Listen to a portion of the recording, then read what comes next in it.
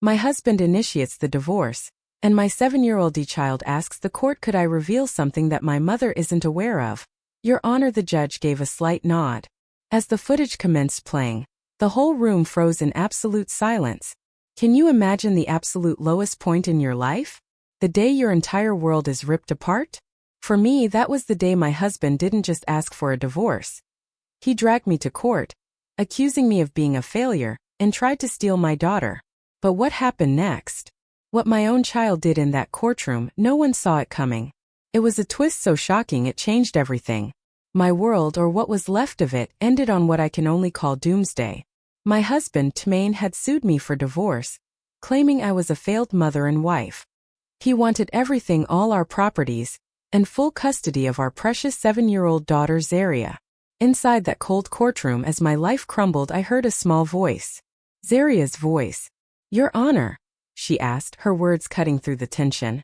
Can I show you something my mommy doesn't know? The judge nodded. Zaria stepped forward, held up her old tablet and pressed play.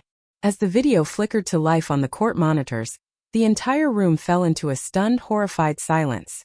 That morning, before the world exploded, had started like countless others. Nala was in the kitchen since dawn, moving like a shadow. I'd perfected the art of silent servitude over the years, a desperate effort not to disturb Tmain. The house always had to be perfect, the coffee hot, breakfast ready.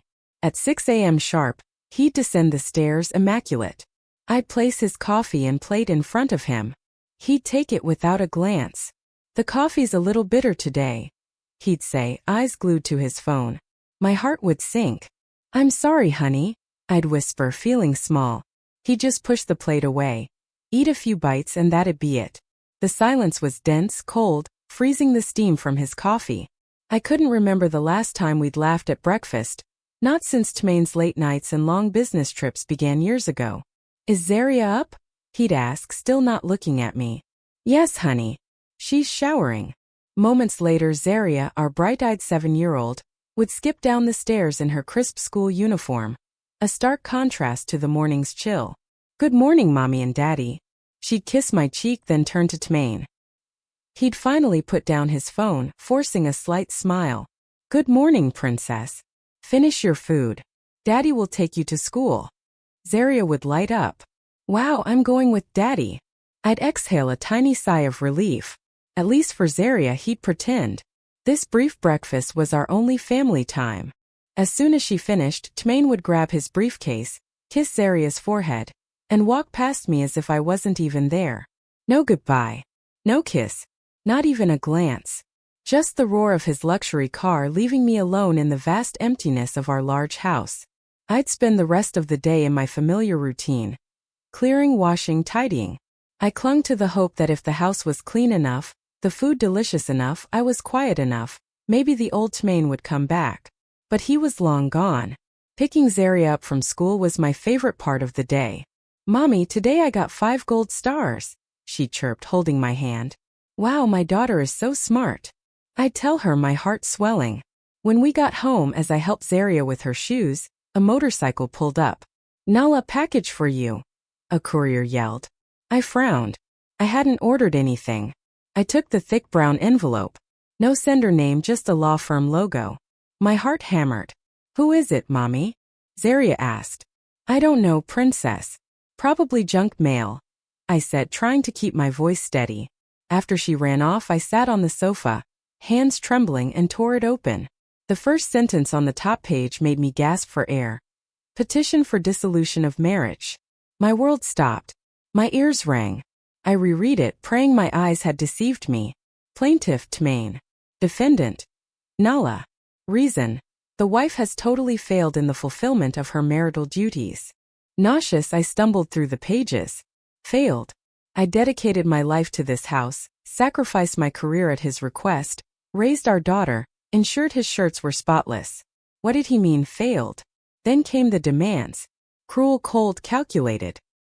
He wasn't just divorcing me. He was requesting full custody of Zaria, claiming I was emotionally unstable and incapable of raising her. And the most devastating blow. He wanted all marital assets, including our house. His argument? I hadn't contributed financially. Everything was his effort. I collapsed onto the cold hardwood floor, papers scattering around me. This was it. This was why he'd been so cold. This was a plan hatched in secret behind my back. The front door opened. Tmain was home unusually early. He stood there watching me crumpled on the floor, then at the scattered papers. His expression was utterly devoid of guilt. "Honey, what does this mean?" My voice trembled, tears already falling. He took off his shoes, walked over, loosening his tie. He didn't deny it. He didn't explain. He simply said with chilling coldness, "It's exactly what you read. I don't want to live with you anymore, Nala. You have failed. You have failed as a wife and as a mother." Failed? I moaned, disbelieving. "I've taken care of this house and raised Zaria." "Taking care of the house?" He scoffed with disdain. "The only thing you've done is spend my money. Zaria needs a better mother. A competent one. Not someone who only knows how to cry and complain like you. But all the property, this house and Zaria, honey, you can't take them from me." I screamed, hysterical. He crouched, his eyes filled with a hatred I'd never seen. "I can and I will. My lawyer has all the evidence. You won't get anything, Nala. You'll leave this house without a single dollar." He stood, smoothed his suit, glancing toward the stairs to ensure Zaria couldn't hear. Then he grinned, a chilling smile that froze my blood. "My lawyer says even your own daughter will testify in court about how incompetent you are as a mother." My heart shattered.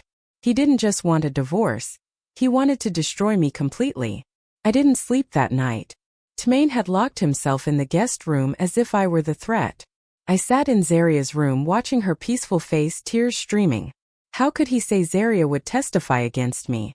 She was everything. What had they told my little girl?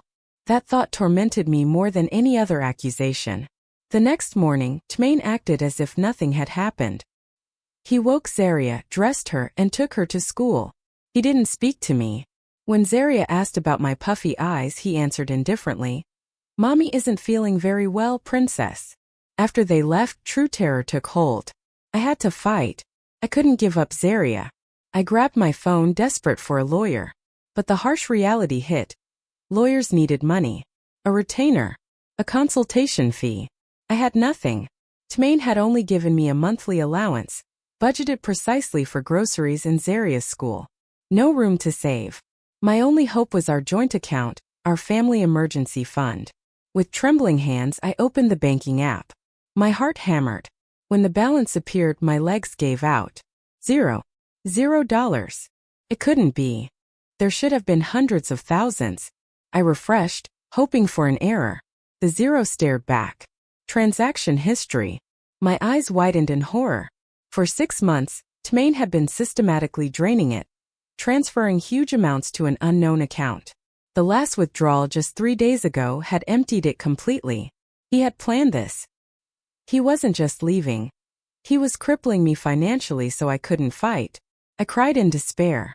How could I hire a lawyer without a single dollar? I remembered my wedding jewelry. Empty. He'd taken even my heirlooms. In my desperation, I called an old friend who worked at a legal aid agency. She couldn't do much, but she gave me a name. Attorney Abernathy. "He has a small office," she said, "on the 2nd floor of an old strip mall. He isn't expensive, but he's honest and dedicated. Go see him. Explain your situation. Maybe he can help." I had no choice. With the last bit of cash in my purse, I hailed a cab. Attorney Abernathy's office was exactly as described. Small, modest, peeling paint. He was a middle-aged black man with thick glasses and a calm demeanor. He listened patiently, taking notes. When I finished, he sighed. "Nala, this is going to be an uphill battle. Your husband has prepared this very thoroughly. He doesn't just want a divorce, he wants to destroy you." "I know, attorney," I pleaded. "But I don't care about the properties. I just want Zaria. Please help me. I don't have money now, but I will pay you. I'll do anything." He looked at me for a moment. "Let's leave the money issue for later, Nala. We have to move fast. This lawsuit has been filed. We need a response immediately." He returned with a folder of photocopies. Tmain's lawsuit. "Your husband's lawyer is Attorney Cromwell," Abernathy said firmly. "He's known for dirty tactics. Let's see what evidence they've presented. My heart pounded. The first page, photographs. I gasped. Photos of our home. Dirty dishes piled high. Zaria's toys cluttering the living room. Laundry baskets overflowing. But this is unfair. I protested. These are photos he took when I was sick. I had a high fever for 3 days and Tmain didn't help. He took them on purpose. Abernathy's expression was grim. Nala, I'm afraid this is manipulated to make it look like you're lazy. Next, credit card statements. A list of charges for luxury handbags, jewelry, expensive dinners. Things I'd never bought. That's not me. I didn't buy these. Was it an additional card in your name? Abernathy asked. Yes. Tmain managed it. He said to use it if I needed to, but he often took it, saying his main card exceeded the limit. Oh my God. He set me up. I felt the world spin. Every small kindness from Tmain now felt like part of his evil plan. Then Abernathy stopped at a thick document. And this is the most damaging thing, Nala. What is it? The testimony of an expert witness, a child psychologist. He handed me the report. It was written in cold clinical terms. The psychologist claimed she'd conducted covert observations of my interactions with Zaria. Her conclusion? I was emotionally unstable, neglected Zaria's needs, and was a detrimental mother. It recommended full custody for Tmain. This makes no sense. I cried, my voice shaking. When was this observation done? I never met a psychologist. According to this report, Abernathy explained, it was conducted in public places, the park, the mall, when you picked up your daughter from school. That's crazy. Zaria always seemed happy with me. This is defamation. Who is this psychologist? Abernathy flipped the cover. Dr. Valencia. She seems very professional. He looked at me seriously. Nala, do you know this woman? I shook my head, bewildered, tears falling. No, attorney. I don't know her. I've never seen her in my life. Living under the same roof with the man who planned to destroy me was a silent hell. Tmain had moved into the guest room. Our once warm house felt like a frozen battlefield, with emotional landmines everywhere. I had to live with my enemy, see him every morning, and pretend everything was normal for Zaria. Tmain executed his strategy perfectly. In front of Zaria, he was the best father in the world. He came home earlier, brought expensive gifts. One night, a big box with a cartoon princess. This is your new tablet, Zaria, he exclaimed, hugging her. Much better than the old one. Daddy installed lots of games. Zaria's eyes shone. Wow, thanks, Daddy. I, folding laundry in the living room, could only swallow hard, my heart aching. He was buying her loyalty. I couldn't compete. I didn't have $1 to buy her anything. You see, princess, Tmain said, sneering at me while turning on the tablet. When you live with Daddy later, you'll be able to buy a new toy every week. Unlike someone who only knows how to fold clothes. I froze. A knot formed in my chest. I wanted to scream, to insult him. But I couldn't in front of Zaria. If I got angry, it would only prove his accusation of me being emotionally unstable. So I just continued folding, head bowed, letting his poison fill the room. The terror continued daily. Tmain systematically undermined my authority.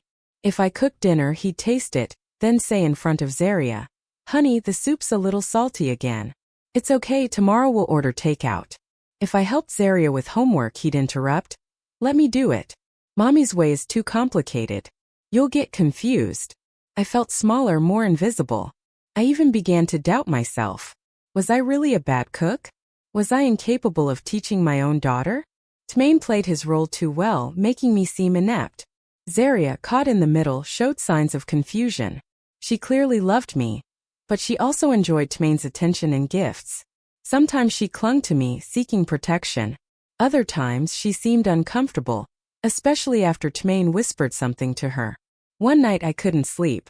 I walked to Zaria's room to check on her. She was sleeping deeply. On her desk was the new tablet. But as I tucked her in, I saw something strange. Her small hand clutched something under her pillow. Not her teddy bear. My heart skipped a beat. It was Zaria's old tablet. The cheap, cracked one I always told her not to play with, fearing the glass. Why was she still keeping this broken thing? Why hide it when the new one was on her desk? I didn't understand. I thought it was just a child's attachment to an old toy. I didn't know that broken tablet held a secret that would change everything. I returned to my room, my mind even more confused. The climax happened a few days later. I was waiting for Zaria to return from school, promising her favorite chocolate cake. An hour after dismissal, she wasn't home. I called the school. Tmain had picked her up. My heart sank. He hadn't told me. I called him repeatedly. No answer. 2 hours. 3. I was nearly insane with worry, pacing, tears streaming. It wasn't until 9 p.m. that I heard his car. Zaria burst in, laughing, carrying a bag from an amusement park. Behind her, Tmain walked calmly, a smirk on his face. Where have you been, honey? Why did you take Zaria without telling me? I was dying of worry. I screamed, my voice laced with tears and rage. Daddy took me to Wonderland Park, Mommy. It was so much fun. Zaria chirped. Tmain looked at me coldly. So what? I'm her father. I have the right. Besides, you aren't doing anything at home. But you should have told me. So you could ruin our fun with your drama? Then I smelled a woman's perfume. A soft, unfamiliar scent permeating his shirt. Not mine, not his cologne. Honey, you. Tmain followed my gaze. He knew I'd smelled it. He didn't flinch. He smiled. He waited for Zaria to run to her room. Alone, he approached me, his face close, his voice a low, venomous hiss. Did you notice? Did you really think I was going to live forever with a woman as boring as you? You are nothing compared to her. I took a step back, gasping. There was another woman. All of this, all the accusations were just an attempt to get rid of me, to be with her. Who is she? I whispered. None of your business. She's a successful, intelligent woman who knows how to please a man. Unlike you. That night, Zaria came to my room. Mommy, why are you crying? I wiped my tears. I'm okay, princess. My head just hurts a little. Zaria looked at me, a look I couldn't decipher. Are you really sick, Mommy? Daddy says that since you are sick, you are often sad and angry. Daddy said that if I go live with him later, Mommy will be able to rest and get better. My heart shattered. Tmain had been injecting poison into my little girl's mind, manipulating her into believing it was an act of kindness to leave me. I hugged Zaria tight. Zaria, listen to me. I am not sick. I just love you so much. I promise I won't get angry anymore. But the damage was done. I saw hesitation in her eyes. Tmain, listening from the doorway, only sneered.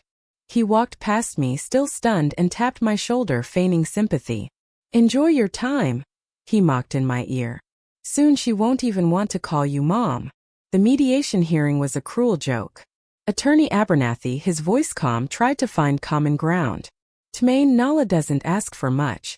She only wants custody of Zaria, or at least shared custody. Regarding property, we can talk. But Tmain's lawyer, Cromwell, well-dressed and expensive, cut him off. There is nothing to talk about. Nala is the failed party. It has been proven she failed in maintaining the home and raising the child. Our client demands full custody. Tmain sat beside him, blank-faced, as if he were the victim. I only want the best for my daughter, he said with fake sadness. Taking her mother away is the best for her. I trembled. Cromwell chuckled. Nala, if you keep insisting, we will take this to trial. And I assure you, all the evidence we have will humiliate you. The photos, the credit card statements, the expert testimony. You had better sign this agreement. Our client is benevolent by allowing you to leave the house without any countersuit. Leave my house with nothing and without Zaria. Are you crazy? I screamed. The mediator tried to intervene, but Tmain and his lawyer were inflexible. Mediation broke down. Abernathy patted my shoulder. Stay strong, Nala. The real fight begins now. The first day of trial was a knot in my stomach. The courtroom was cold, intimidating. Tmain sat opposite, radiating confidence with Cromwell. Cromwell spoke first, fluently, loudly, dramatically. He showed the photos of the messy house, calling me a lazy, dirty housewife. He showed the credit card statements, accusing me of being wasteful and irresponsible. Your Honor, he declared. While my client Tmain worked hard, his wife was at home wasting money and neglecting her daughter and home. I wanted to scream, to tell them it was all a lie, a setup, But Abernathy held me back with a reassuring look. When Abernathy spoke, he tried to refute the claims, explaining the photos were out of context, the cards used by Tmain. But his argument sounded weak. It was my word against the physical evidence. The judge took notes, his expression unreadable. Then came the moment I feared most. The plaintiff calls his expert witness, Cromwell announced. Dr. Valencia, child psychologist. The courtroom door opened. A woman entered. Beautiful, elegant, hair neatly pulled back, professional blazer, confident stride. She didn't look evil. She looked convincing. As she took her oath, I smelled it. The same perfume, the same fragrance that had permeated Tmain's shirt that night. My heart stopped. It was her. Tmain's mistress. And she was posing as a child psychologist. Valencia sat in the witness box, speaking calmly, her diction clear, using impressive psychological terms. Yes, Your Honor, she began, answering Cromwell's questions. I conducted observations of Mrs. Nala and her daughter Zaria over the last 3 months. My findings were very concerning. I found a pattern of behavior in Mrs. Nala that tends to be inconsistent and emotionally volatile. There are signs of significant emotional distress. She detailed her lies, twisting facts into deadly weapons. First observation. At a shopping mall, Mrs. Nala pulled Zaria forcefully, speaking to her loudly, which made Zaria cry in fear. This shows a low capacity for emotional regulation. I closed my eyes. I remembered that day. Zaria had almost run onto the wrong escalator, and I'd shouted, pulling her back in shock. Zaria, be careful. I wasn't angry, I was terrified. But Valencia had turned it into verbal abuse. Second observation. In a park, Mrs. Nala seemed absorbed in her phone, ignoring Zaria. When Zaria fell, Mrs. Nala didn't notice immediately. When she did, her reaction was exaggerated and tended toward hysteria, which further traumatized Zaria. Another lie. I was texting a grocery list Tmain demanded. Zaria tripped. I ran, hugged her, consoled her. A concerned mother, not hysterical. My conclusion, Valencia declared, staring at the judge, is that Mrs. Nala does not have the stable emotional capacity to raise a 7-year-old girl. There are strong signs of parentification syndrome where Mrs. Nala subconsciously projects her own unhappiness and emotional problems onto the child. For Zaria's mental health, I strongly recommend full custody for the father, Mr. Tmain, who is the more stable figure. The room fell silent. Her testimony was powerful, scientific, destructive. I cried silently. It's a lie, I whispered to Abernathy. It's all a lie. She is Tmain's mistress. It's her. Calm down, Nala, he replied tensely. Don't react. That's what they want. Abernathy stood for cross-examination. Dr. Valencia, are you sure you can make such a serious diagnosis based solely on distance observations? She smiled slightly. On the contrary, counselor, natural observations without the subject being aware are the most accurate. There is no manipulation. It is pure, real behavior. You were paid by Mr. Tmain for this testimony, isn't that right? I was paid for my professional services, counselor, not for my conclusions. My conclusions are objective and based on data from the field, she retorted cleverly. Abernathy was at a dead end. She dodged too well. She had covered all the holes. The trial adjourned. I left, my legs shaking, destroyed. I saw Tmain smiling, nodding to Valencia with satisfaction. In the lobby, I leaned against the wall and sobbed. We lost, attorney. We lost. They have everything. Abernathy was silent for a moment. He looked at Tmain and Valencia, discreetly separated but not entirely far apart. Not yet, Nala, he said, eyes narrowed. I know something is wrong. The way she looks at him when she thinks no one sees her. It's not how a professional psychologist looks at a client. We have to find out who she really is. A few days before the next hearing, Abernathy called me. His face was tired. Nala, I tried to trace the woman's background. The result is different. My heart raced. What do you mean? He rubbed his nose. Her credentials are clean. She's registered with the Psychological Association. She has a registered practice clinic. All documentation is perfect. Either she is a real psychologist that Tmain hired to lie for money, or Tmain forged this entire identity very cleanly. We cannot attack her by accusing her of being fake. The court would dismiss our claim. The brief hope I'd held vanished. So we can't prove she's lying? No, we can't prove she isn't a psychologist. The only way is to refute her testimony.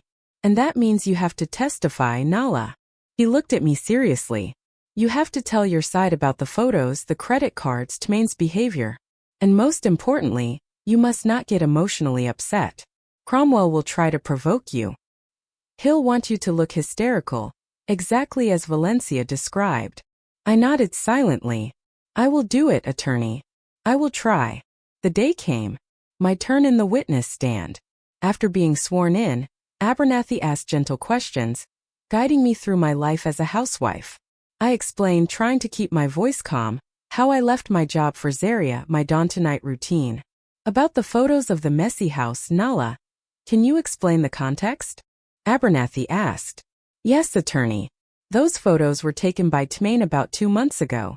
I was severely ill with a high fever for 3 days. I could barely get out of bed. I asked Tmane to help, but he said he was too busy. The house got messy. I didn't have the energy. And the credit card statements? It was an additional card in my name, but Tmane had it more frequently. He said his main card often reached its limit. I believed him. I never bought those luxury bags or jewelry. I didn't know about those charges until I saw them in the lawsuit. I spoke with honesty. Whispers started in the gallery. Some looked at me with sympathy. The judge remained silent, his face unreadable. Then it was Cromwell's turn. He smoothed his tie, walking toward me with a sneer. Nala, he began, sickly sweet. So you mean to say that your husband, Mr. Tmane, who works hard and brings money home, set you up on purpose? Is that it? I stammered. I didn't say that. I just said what happened. But that sounds like the husband takes photos of the dirty house. The husband uses the credit card. Everything is the husband's fault. It seems that you are not to blame for anything. Are you perfect? Of course not. I'm not perfect, but I'm not a failure. Not a failure? Cromwell scoffed. Nala, you said you were sick when those photos were taken. Do you have any medical report proving you were gravely ill for 3 days? I remained silent. I didn't go to the hospital. I just took medicine from the pharmacy. So there is no proof, Cromwell attacked quickly. It's just your word against real photographic evidence. Interesting. He moved to the credit cards. You say your husband used them, but the card is in your name. Did you ever inform the bank that the card was being misused? No. Did you ever reprimand your husband? No. You said nothing. Doesn't this prove you are negligent and financially irresponsible? Or does it mean you approved all the purchases? I trusted him. He was my husband. My voice rose. Blind trust, Cromwell snapped. A trust that ruined the family finances. And now you blame your husband. I am not blaming. Cromwell raised his hand, returned to his table, and picked up a large printed photo. He held it up for the judge and everyone to see. Your Honor, I request permission to present Exhibit P12. My eyes widened in horror. It was a photo of me in my bedroom, weeks before the divorce papers arrived. Hair disheveled, crying, screaming. Mrs. Nala, can you explain this photo? Cromwell asked triumphantly. I trembled. Tears welled up.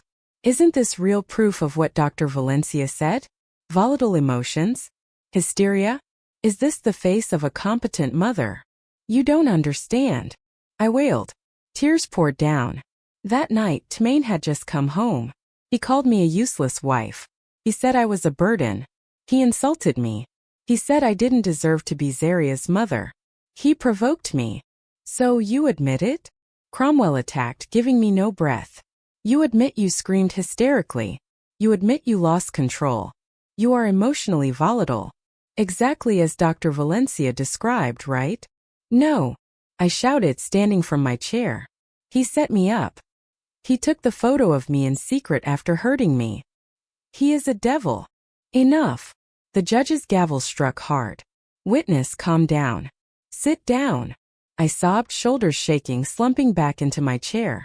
Destroyed. Everything destroyed. I had behaved exactly as Tmane and Cromwell wanted. I looked hysterical. Unstable. the image of the failed mother they had fabricated. I looked toward Tmain. He had his head bowed, a fake grimace of sadness, as if hurt by my instability. Cromwell smiled smugly. The judge shook his head slowly. His expression was clear. He had already taken a side. That day ended with total destruction for my side. Abernathy tried to console me, but I felt numb. "It's over, attorney," I whispered weakly. That night was the longest of my life. Sentencing was the next day. I knew I was going to lose Zaria. I went to her room. She was asleep. Tmain wasn't home, probably celebrating his victory with Valencia. I sat at the foot of the bed stroking Zaria's hair. My tears fell silently onto her cheek. She stirred. "Mommy." Zaria opened her eyes, half asleep. "Sure, go back to sleep, princess," I whispered, my voice raw from crying. I hugged her tight. Maybe the last hug as a full mother. "I want you to know, whatever happens tomorrow, Mommy loves you very much. Always." Sensing my sadness, Zaria hugged me back. "I love you too, Mommy." I slowly undid the hug. That's when I saw it again. The corner of the old, cracked tablet, sticking out from under Zaria's pillow. She was clutching it tightly even while sleeping. I couldn't understand why she was so obsessed with that broken thing. But that night I was too destroyed to think deeper. I simply kissed my daughter's forehead and left to face the end of my world. The courtroom was colder than usual, the morning air heavy and suffocating. I sat rigidly, eyes puffy and empty. Abernathy, beside me, stared ahead with a somber expression. He knew we faced a giant wall. On the opposite side, Tmain looked fresh, confident in a new suit. He smiled occasionally, exchanging quiet jokes with Cromwell. Victory was in his grasp. In the gallery I saw Valencia, elegantly dressed in cream, looking at me with a barely visible victorious smile. The judge entered. Silence fell instantly. My heart hammered. "In the matter of the divorce petition, registry number, family court case number," the judge began formally. "Today's subject is the reading of the verdict, but before that, I requested both parties present their closing arguments." Cromwell stood first, summarizing his victory. "Your Honor, we have seen irrefutable evidence, photographic proof of Mrs. Nala's neglect, financial proof of her irresponsibility, and most importantly, the testimony of the eminent child psychologist, Dr. Valencia, who objectively and scientifically presented the defendant's emotional instability. We even witnessed Mrs. Nala's hysterical conduct in this courtroom during the last trial, which supports Dr. Valencia's diagnosis and is clearly recorded." He pointed at me. "On the other hand, we have Mr. Tmain, a capable, financially successful father, emotionally stable and genuinely concerned for his daughter's future. Your Honor, the choice is very clear. It is not about punishing the wife but about saving the child. For Zaria's best interest, I beg you to grant full custody to our client, Mr. Tmain, and approve his request for division of assets." Cromwell sat down with a smug smile. "Now Abernathy." He stood slowly, looking around the room. "Your Honor," he began, soft but firm, "what we have witnessed here is not proof. It is character assassination, a very well-planned defamation. Photos can lie. One can take a photo of the best chef's kitchen at the wrong moment and make it look dirty. Statements can be manipulated, especially when one party has total financial control and the trust of the other. And the expert testimony, the testimony of an expert who only observed from a distance and drew radical conclusions from a few fragments of incidents out of context, is not stronger than the deep maternal love a mother has accumulated over 7 years." Abernathy looked directly at Tmain. "Your Honor, we are not saving a girl. We are witnessing a greedy husband try to get rid of his wife, steal her assets, and cruelly take away the only thing most precious to her, her daughter. Nala is a good mother." His voice trembled slightly. "She is not perfect. No mother is. But she has dedicated her life to Zaria. Do not allow this well-woven defamation to destroy that bond. I beg you to judge with conscience." Abernathy sat down. The room was silent. His argument was excellent, emotional, but I knew it wasn't enough. His was based on belief, Cromwell's on physical evidence and expert testimony. In the eyes of the law, the winner was obvious. The judge cleared his throat, put on his glasses and opened a thick file. This was the moment. Having reviewed all documents, heard all testimonies, and considered all evidence presented, he began expressionless. My heart shrank. The court notes that the plaintiff, Mr. Tmain, has been successful in presenting significant evidence. I lowered my head, closing my eyes. First, the visual evidence, that is, the photographs, demonstrated the negligence of the defendant, Mrs. Nalla, in household management. Second, the financial evidence demonstrated a considerable spending imbalance on the credit card in the defendant's name. Every sentence was a knife cut. And most damaging, the judge said, his voice definitive, is the testimony of the expert witness, Dr. Valencia, regarding Mrs. Nalla's emotional state. This testimony was unfortunately reinforced by the defendant's own conduct in the last trial, providing the court with a very troubling image of the psychological environment for the child's growth. I began to cry silently. It was over. Tmain looked at me, a slight, cruel smile of victory playing on his lips. Valencia, behind him, sat up straighter, ready to applaud.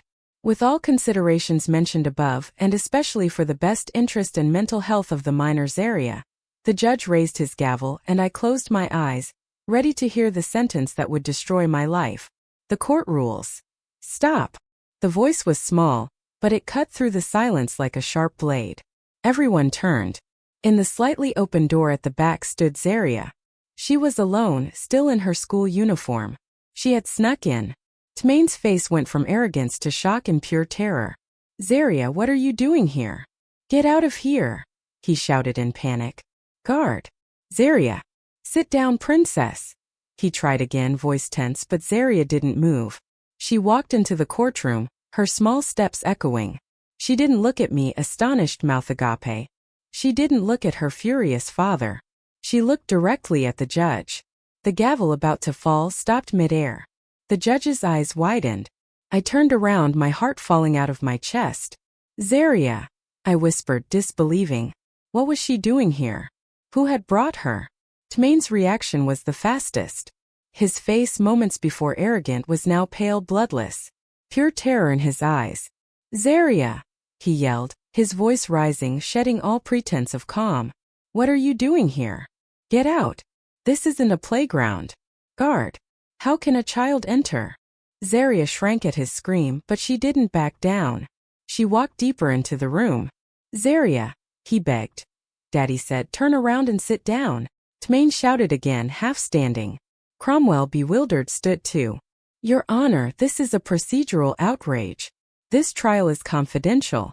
A minor should not be here and should not interrupt the proceeding. Order your staff to remove the child. I was still frozen. Confused. One part of my mind shattered over Zaria being in this horrible place. The other trembled with fear. What was Zaria going to say? Had Tmain succeeded in poisoning her completely? Would she tell the judge she preferred her father? The thought made me nauseous. Your Honor, out of consideration, Abernathy's voice rang out, stopping Cromwell. This child has come with an obvious purpose. This is about her future. We cannot ignore her. The judge raised his hand, his face grave. Silence, everyone. His voice echoed. He silenced Tmain and Cromwell's protests. Then his gaze softened, turning to Zaria. She approached slowly, her small steps echoing loudly on the silent marble. She stopped in the center between the two lawyers' tables. She looked directly at the judge. Your Honor, Zaria said, her voice trembling but clear to the whole room. I'm sorry to interrupt. It's okay, princess, the judge said, his tone more paternal. Why are you here? Who brought you? I came alone. My auntie brought me, but I snuck in. I heard my daddy say, my mommy is bad. Tmain's eyes went wide. Zaria, watch your words. Silence, Mr. Tmain, the judge shouted. Let the child speak. I covered my mouth, tears flowing. Zaria swallowed, gathering courage. She looked at the judge again, her pure, clear eyes showing sincerity. Daddy said my mommy is bad. Daddy said my mommy gets very angry. Daddy said my mommy can't take care of me, she continued, her voice shaking slightly. I closed my eyes. This was the end. She was repeating his lies. But then a sentence made me open my eyes. But can I show you something? Zaria looked at the judge with pleading eyes. Something my mommy doesn't know. That phrase hung in the air. Something my mommy doesn't know. I frowned. What did she mean? Cromwell jumped up again. Your Honor, this is absurd. A recording from a child cannot be used as evidence. This is an invasion of privacy, recorded without permission. That recording proves the lies of your expert witness, Attorney Cromwell. Abernathy retorted sharply. This is very intriguing. Enough arguing. The judge banged his gavel. His eyes, previously paternal, now shone intensely. He sensed a big lie. Clerk, help this child. Connect that device to the court monitors right now. No. Tmain screamed desperately, gripping the edge of the table, knuckles white. I object, Your Honor. This is a setup. Your objection is noted, Mr. Tmain. Now sit down, the judge ordered. A clerk approached Zaria, carefully taking the cracked tablet. He found a cable and moments later, the large screens on the courtroom wall flickered black, then showed Zaria's tablet home screen. Tmain covered his face. Valencia behind him seemed to shake violently. Zaria, standing next to the clerk, pointed to a video file. The clerk clicked it. A thumbnail appeared. Go ahead, Princess, the judge said. Play the video. Zaria stretched out her small index finger and pressed play. The video started. The screen flickered. The shot was shaky, tilted from a low angle, as if recorded from behind something. A quiet laugh was heard. It's our living room, I whispered, recognizing the sofa and the large plant where Zaria often hid. The video seemed to have been taken from behind that pot. Then two figures entered the shot, Tmain and Valencia. Not Valencia in her professional blazer, but Valencia in fine, comfortable loungewear, her hair down. Tmain entered, laughing, immediately hugging Valencia from behind, kissing her neck. Oh my God! A muffled exclamation echoed through the room. I froze, my breath caught. So the perfume, my suspicions, everything was true. The woman who gave false testimony to ruin me was the same one sleeping with my husband, in my own house. On the other side, Cromwell stared at the monitor, mouth agape, turning to Tmain with horror, as if saying, you never told me this. In the gallery, Valencia lowered her head, trying to hide her face. Then their voices filled the courtroom. Valencia's voice. Are you sure your plan will work? Your wife is so stupid. Tmain's voice, laughing with certainty. Stupid and submissive. She won't suspect anything. All the money has already been transferred to your account. Baby. My legs failed. My money, my joint account, transferred to Valencia's account. Oh God. Abernathy murmured beside me, eyes fixed on the screen. The video continued. Tmain pulled Valencia onto his lap. Tmain's voice. Once the verdict comes out tomorrow, I will officially get custody of Zaria. We will sell this house from hell immediately and move to Switzerland, far away from her. Valencia's voice. But Zaria seems very attached to her mother. This was the part that hurt me most. I held my breath, waiting for Tmain's answer. Tmain's voice, disdainful. Oh, the kid is easy to handle. Just give her a new tablet and she'll forget her mother. You will be her new mother. A smarter, more successful and much sexier mother. He kissed Valencia passionately in the video. Enough. Turn it off. Tmain screamed in rage, jumping from his chair, trying to run toward the clerk's table. Officers, restrain him! The judge shouted, furious. Two security guards moved immediately, overpowering Tmain, bending his arms behind his back. He twisted like an animal. Let me go. It's not true. It's manipulated. He screamed desperately. Silence him, the judge ordered. Continue the video. I want to see it to the end. The video continued, oblivious to the chaos. Now Valencia spoke. I'm still a little worried. What about my testimony as a psychologist? What if Nala's lawyer refutes it with his observations? Tmain's voice, laughing again. I already prepared. I recorded her last week when she cried hysterically. Remember, I will provoke her again at the trial. I will insult her until she explodes. She will scream and cry in front of the judge. I sobbed. I remembered my testimony, the photo, my screams. He set me up. Tmain's voice. Once she gets hysterical, your testimony will seem perfect. The judge will see for himself that she is an unstable, crazy woman. No one will believe her. They will believe Dr. Valencia, the professional. The video finally showed Tmain and Valencia toasting with wine glasses, laughing. The video ended. The screen went black. The room remained silent for a few seconds. Only my sobs and Tmain's panting underguard were heard.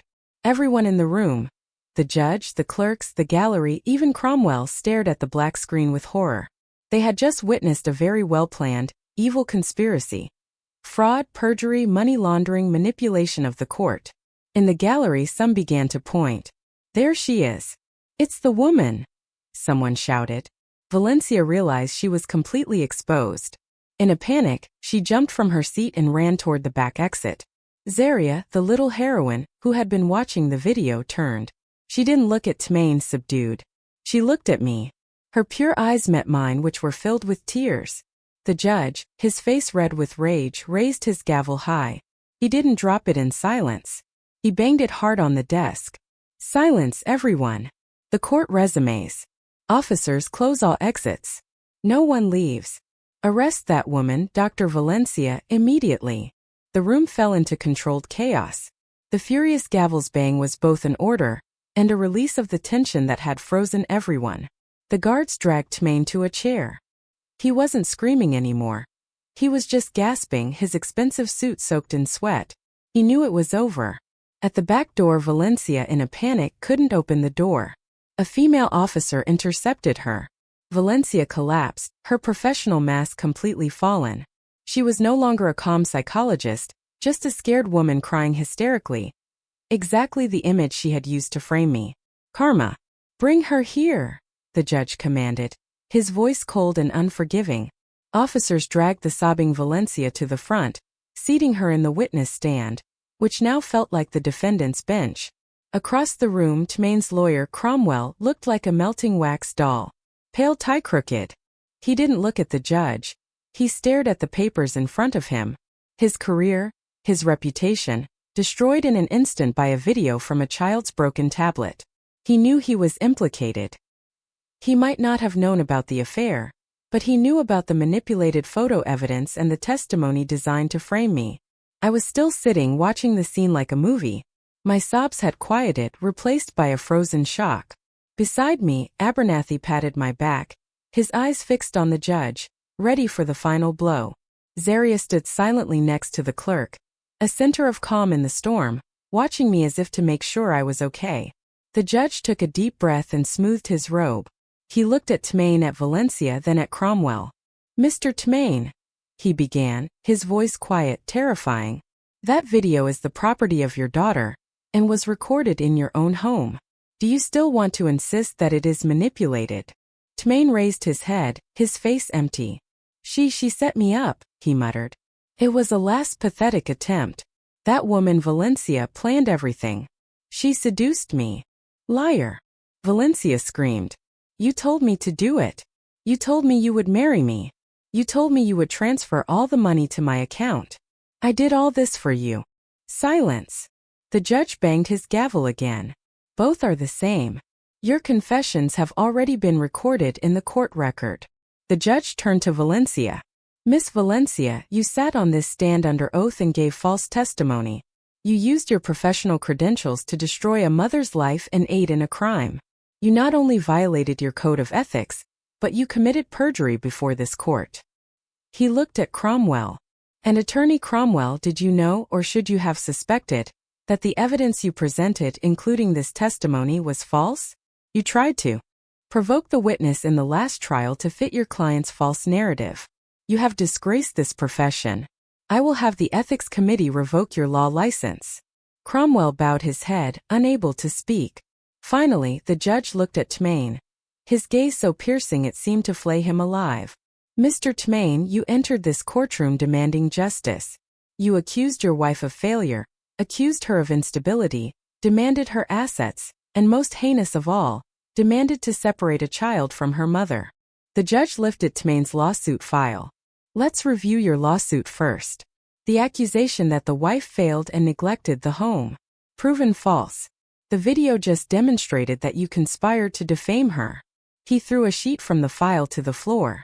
Second, the accusation that the wife was financially irresponsible and wasteful. Proven false.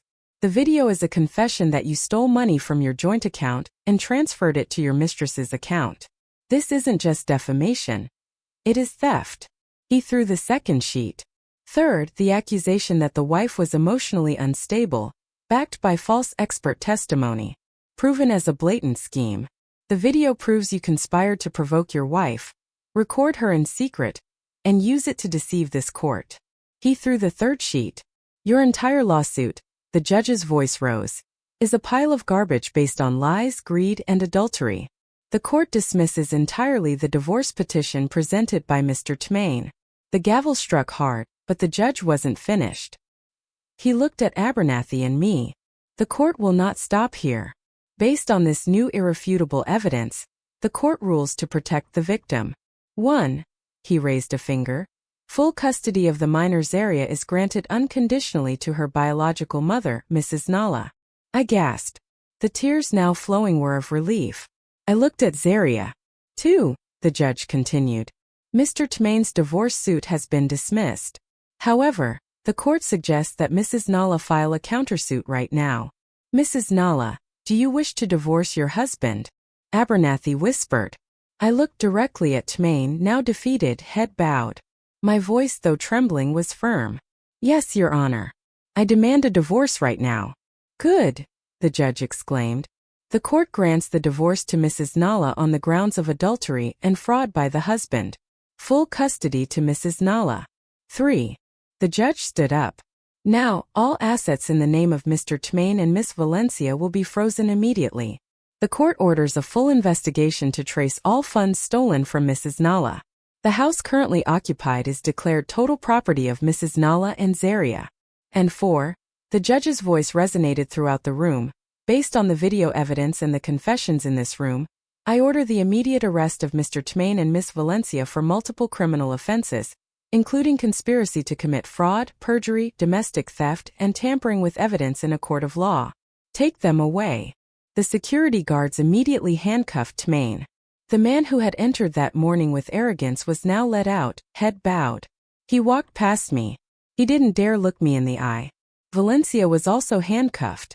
Her screams dried up, leaving only a puffy, messy face. She was dragged away. Her career and her freedom were gone. I was still sitting, trembling. Abernathy smiled ear to ear. We won, Nalla. We won. I couldn't speak. I simply stood and walked slowly toward the center of the room. Zaria ran toward me. I knelt and hugged my daughter tightly, as if hugging my savior. I cried on her small shoulders.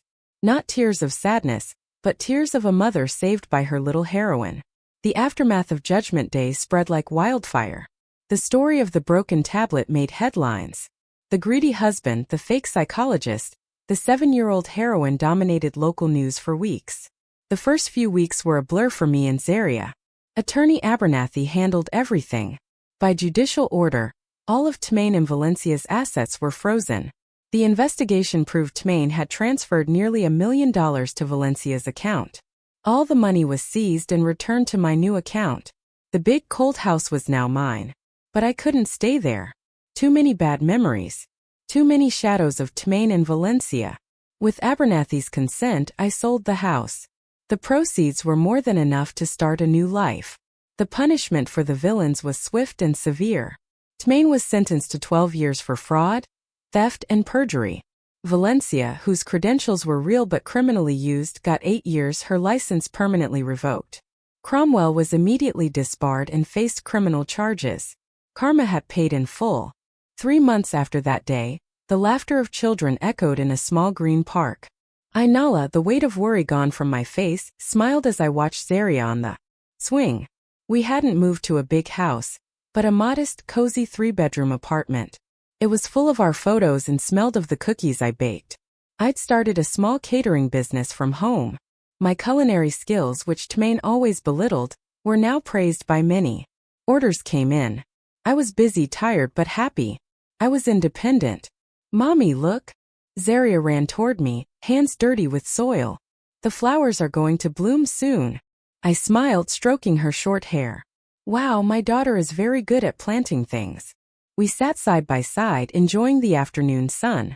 There was a question I hadn't had the chance to ask calmly. Princess, I began softly. Can I ask you something? What, Mommy? She looked at me with clear eyes. The video on the old tablet. Why? Why did you record it? Zaria was silent for a moment, remembering. Because I didn't like Auntie Valencia. Why didn't you like her? Auntie Valencia pretended to be nice. Smiled at Mommy and talked to you at the mall. But when Mommy went to the bathroom, she told Daddy, your wife takes too long. And in the park too.